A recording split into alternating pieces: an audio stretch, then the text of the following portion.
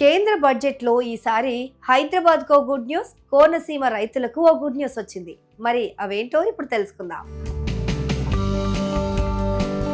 2026-27 కేంద్ర బడ్జెట్లో భాగ్యనగరం హైదరాబాద్కు కేంద్ర ప్రభుత్వం భారీ ప్రాధాన్యతనిచ్చినట్టు కనిపిస్తోంది.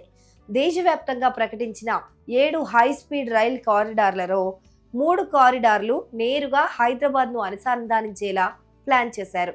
అందులో Hyderabad to Bengaluru, Bengaluru to Chennai, Pune to Hyderabad roots ఉన్నాయి.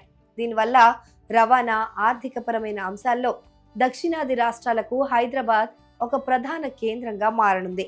ఈ కారిడార్ల ద్వారా హైదరాబాద్, బెంగళూరు నగరాల మధ్య ప్రయాణ సమయం తగ్గుతుంది. ఇది వ్యాపార, ఐటీ రంగాలకు ఊపునిస్తుంది. ఇక హైదరాబాద్ చెన్నై మార్గం ఏపీ మీదుగా వెళ్తూ ఓడరేవు నగరమైన చెన్నైతో వేగవంతమైన కనెక్టివిటీని పెంచనుంది. దీనివల్ల ఏపీ ప్రజలకు కూడా హై స్పీడ్ రైలు అందుబాటులోకి రానుంది. మూడోది పూణే హైదరాబాద్.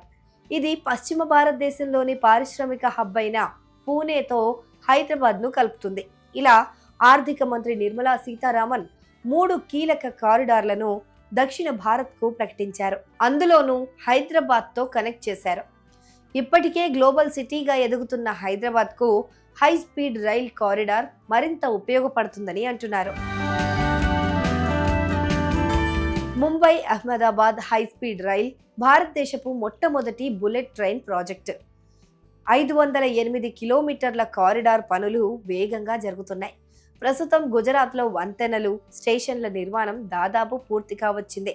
2026 నాటికి సూరత్ నుంచి బిలిమోరా మధ్య మొదటి ట్రయల్ రన్ నిర్వహించాలని కేంద్రం లక్ష్యంగా పెట్టుకుంది.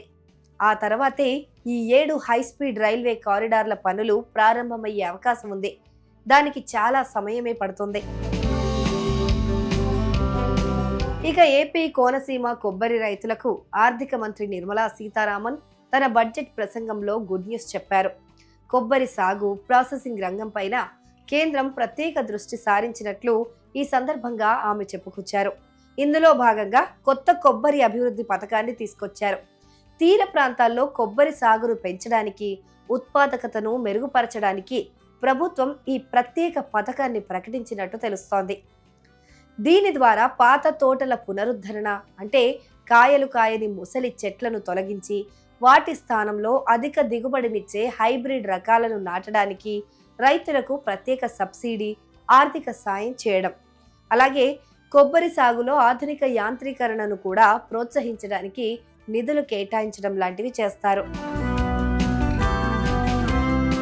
ఇక కనీస మద్దతు ధరల్లో కూడా మార్పులు, వంట నూనెలు, విదేశీ కొబ్బరి ఉత్పత్తులపైన దిగుమతి సుంకాలను సర్దుబాటు చేయడం, తద్వారా దేశీయంగా పండించే కొబ్బరి ధరలు తగ్గకుండా ప్రభుత్వం చర్యలు తీసుకోనుంది.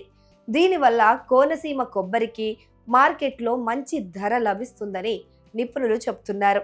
అదనంగా కొబ్బరి నీటి ప్యాకింగ్, వర్జిన్ కొబ్బరి నూనె తయారీ, పీచు పరిశ్రమల ఏర్పాటుకు ఎంఎస్ఎంఈ పథకాల కింద సులభంగా రుణాలు అందేలా సాయం చేయనున్నారు. కేంద్రం ప్రకటించిన కొత్త పథకం ద్వారా కొబ్బరి అధికంగా సాగు చేసే ఆంధ్రప్రదేశ్, కేరళ, తమిళనాడు రాష్ట్రాల్లో రైతులకు ప్రయోజనం కలగనుంది.